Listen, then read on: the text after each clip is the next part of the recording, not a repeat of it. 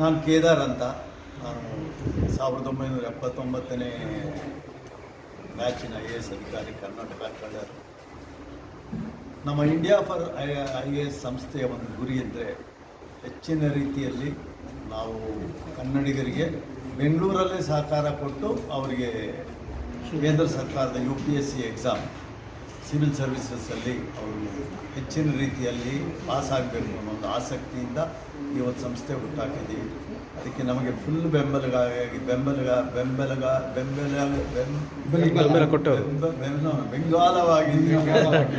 ನಿಂತಿರ್ತಕ್ಕಂಥ ಅವರು ಶ್ರೀಕಂಠಯ್ಯನವರು, ಅವರ ಒಂದು ಸಹಕಾರ ಮತ್ತು ಅವರ ಒಂದು ದೃಢ ಸಂಕಲ್ಪ ನಮಗೊಂದು ಈ ರೀತಿ ಸಹಕಾರ ಮಾಡೋದಕ್ಕೆ, ಈ ಒಂದು ಅಚೀವ್ ಮಾಡೋದಕ್ಕೆ ನಮಗೆ ಹೆಲ್ಪ್ ಆಗಿದೆ.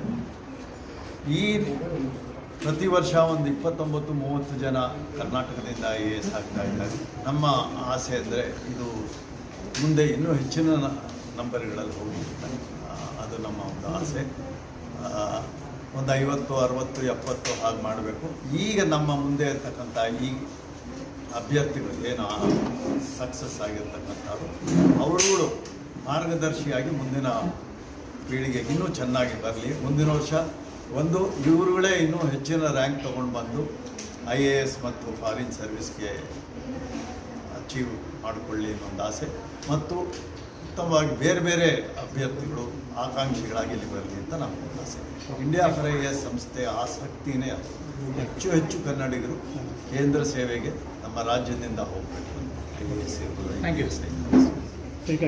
ನನ್ನ ಹೆಸರು ಪುನೀತ್ ಶಂಕರ್ ಅಂತ. ನಾನು ಈ ವರ್ಷದ UPSC ಪರೀಕ್ಷೆಯಲ್ಲಿ 795ನೇ ರ್ಯಾಂಕ್ ತೆಗೆದಿದ್ದೀನಿ.